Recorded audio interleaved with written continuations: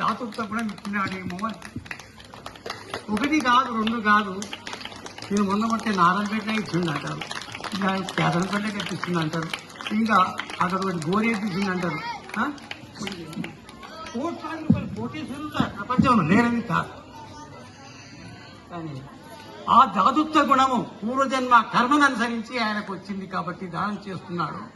ఆయనకు మనం రుణపడి ఉన్నాం. కనీసం ఆయనలో ఒక అంశం మనం ఆయన లక్షలు దానం చేస్తుంటే మీరు 10 రూపాయలు దానం చేయాలి. ఎందుకొరకంటే ఆ దానం ఎటువంటిది, ఒకరి కొరకు కాదు. ఇది చేసింది ఇంతమంది విద్యార్థులు మనం అందరూ కూడా ఆరంభిస్తున్నాం. కాబట్టి ఆ దాతృత్వ గుణం అనేది ఉండాలి.